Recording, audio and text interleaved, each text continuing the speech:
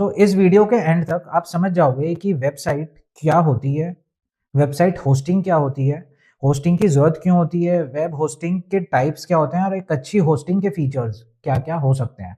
तो सबसे पहले हम समझते हैं कि वेबसाइट होस्टिंग होती क्या है? वेबसाइट होस्टिंग एक सर्विस है जो आपकी वेबसाइट को इंटरनेट पर लाइव करती है।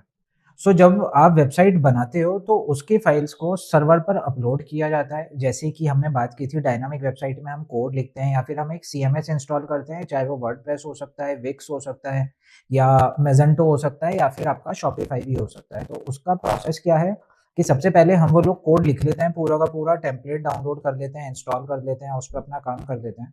उसके बाद अब हम लोग जब वो सर्वर पे अपलोड करते हैं और ये सर्वर जो होता है ये इंटरनेट के थ्रू कनेक्ट होता है 24/7 सर्विसेज के लिए।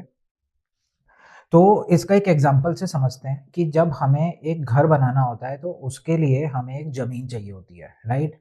तो अब हम यहाँ पे समझते हैं कि जो घर है वो हमारी वेबसाइट है और जो ज़मीन है वो हमारी होस्टिंग हो गई।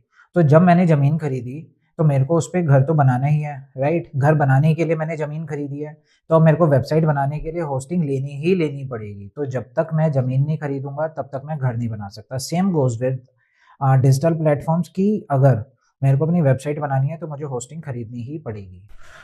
अभी हमने देखा कि वेबसाइट होस्टिंग ज़रूरी है क्योंकि वेबसाइट को ऑनलाइन दिखाने के लिए हमें होस्टिंग की रिक्वायरमेंट होती है। वेबसाइट को सिक्योर करना है तो हमें एक सिक्योर होस्टिंग की ज़रूरत होती है।